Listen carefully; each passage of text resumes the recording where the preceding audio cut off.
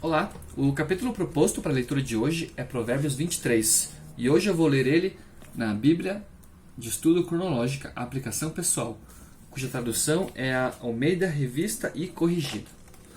Provérbios 23, nesta versão da Bíblia, nesta tradução da Bíblia, começa da seguinte forma: Quando te assentares e comer com um governador, atenta bem para o que se te pôs diante, e põe uma faca à tua garganta, se és homem glutão.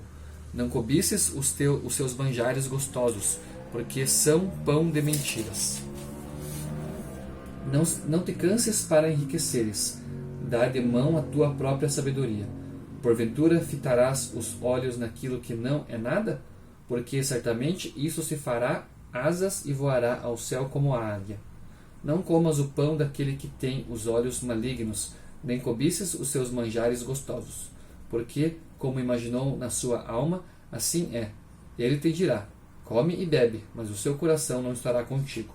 Vomitarias o bocado que comeste e perderias as tuas suaves palavras. Não fales aos ouvidos do tolo, porque desprezará a sabedoria das tuas palavras. Não removas os limites antigos, nem entres nas herdades dos órfãos, porque o seu Redentor é forte. Ele pleiteará a sua causa contra ti. Aplica a disciplina o teu coração e os teus ouvidos, as palavras do conhecimento.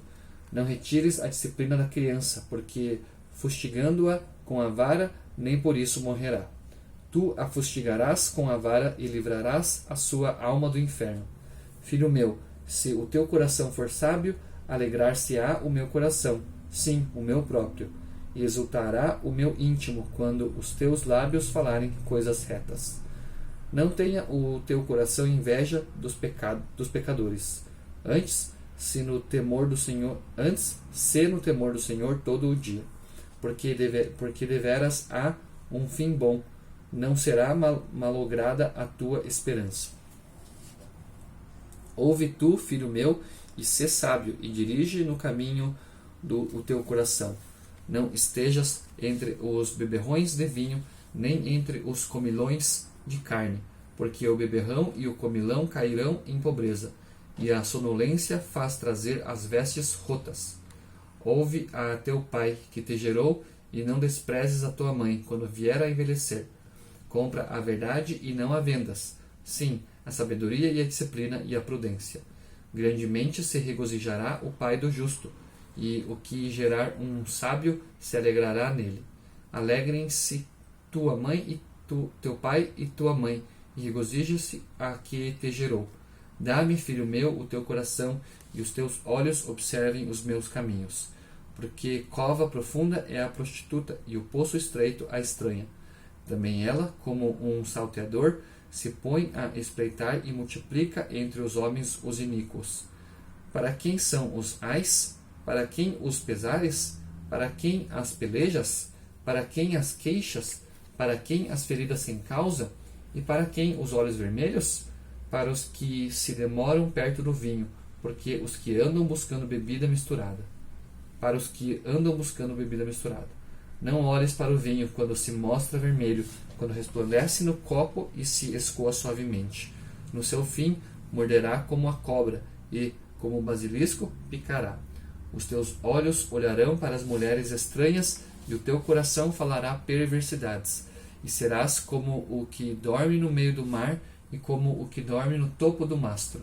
E dirás: espancaram-me e não me doeu, bateram-me e não o senti.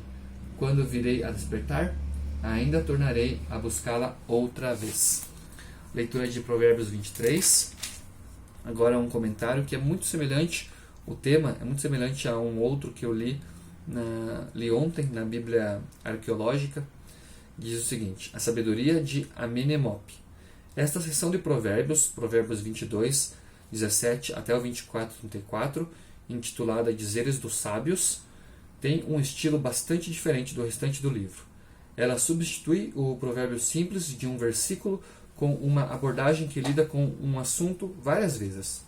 Isso sugere que a seção é uma unidade e provavelmente foi escrita independentemente dos provérbios anteriores. De grande interesse é o paralelo notável entre os Provérbios 22, 17 e 23, 11, e o livro egípcio de Amenemope, datado entre os séculos 13 e 7 a.C. Os estudiosos detectaram cerca de 30 conexões entre as duas obras. Alguns pensam que esta seção de Provérbios é uma adaptação de um original egípcio, com o autor bíblico fazendo a seleção e modificação sob a inspiração divina. Uma minoria de estudiosos, no entanto, incluindo vários egiptólogos importantes, argumenta com base na estrutura gramatical que esta seção deriva de um original hebraico. De qualquer maneira, podemos confiar na antiguidade da passagem de Provérbios e apreciar sua importância inspirada. Aqui na Bíblia Brasileira de Estudo também há um comentário bastante semelhante a respeito desse capítulo, Provérbios 23 e também o 22, e diz o seguinte: a publicação de um documento da literatura de sabedoria egípcia em 1923 apresentou diversos paralelos, especialmente entre os capítulos 22 e 23 de Provérbios. Surgiram então muitos estudos para tentar esclarecer os fatos.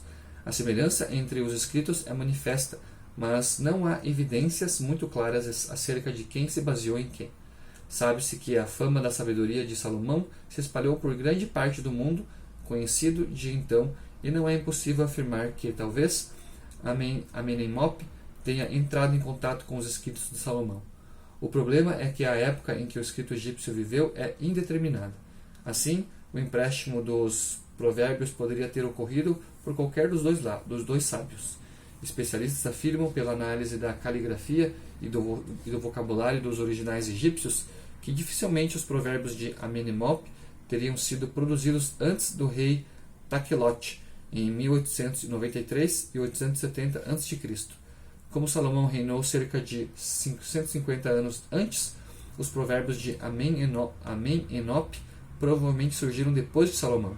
Alguns estudiosos críticos, que não aceitam a autoria de provérbios, invertem a situação, assegurando que os judeus copiaram dos provérbios egípcios.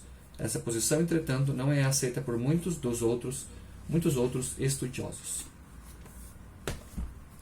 A Bíblia de Estudo Arqueológica, a mesma que ontem eu li, um comentário a respeito do rei Amenemope, também traz aqui uma nota histórica e cultural a respeito do Provérbios 23, que é intitulada A Família Israelita, e diz: os assuntos domésticos são abordados várias vezes no livro de Provérbios, indício de que a família desempenhava um papel fundamental no desenvolvimento da literatura sapiencial, tanto no sentido bíblico quanto no âmbito secular.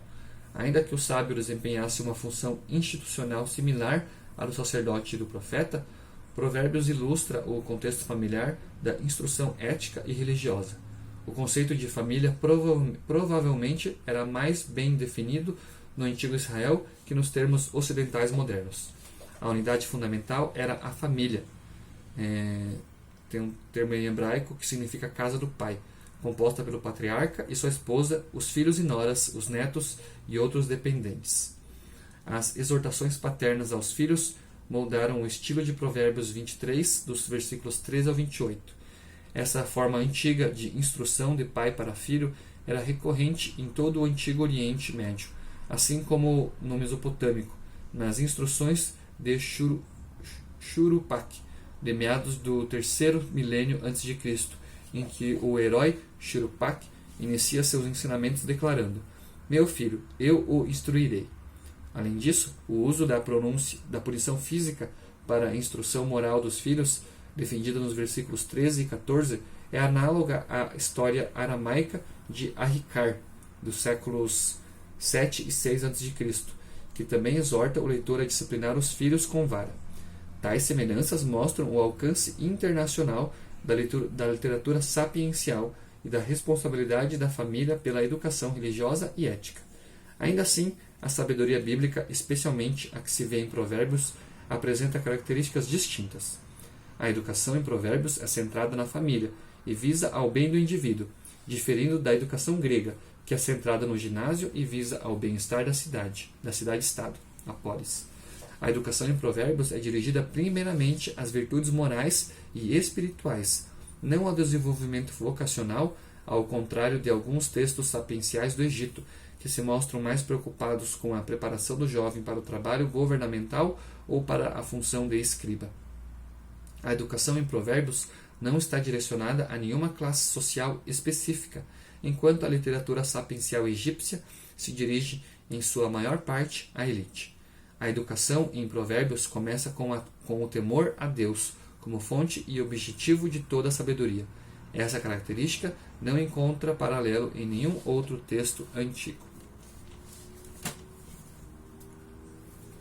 Separei aqui também um comentário na Bíblia de Estudo NAA, que abrange os capítulo 22, 17 e o 24, 22, e fala dos 30 ditos dos sábios. Diz o seguinte: esta seção divide-se claramente em 30 ensinamentos distintos, como indicado em 22:20, e esses refletem uma consciência do texto sapiencial egípcio, a instrução de Amenemope, datado de cerca de 1250 a.C. Está claro que Provérbios 22, 17 a 24, 22 não copia Amenemope cegamente, mas existem muitas afinidades com seu conteúdo. A diferença mais significativa entre os dois é a devoção ao Senhor exibida em Provérbios. A identidade dos sábios é desconhecida, talvez sejam os estudiosos que reuniram esses provérbios, possivelmente por encomenda de Salomão. E por fim, separei aqui o comentário da Bíblia de Estudo A Mensagem, que se encontra aqui após os versículos 4 e 5, que dizem: não se mate para tentar ficar rico, fique ligado.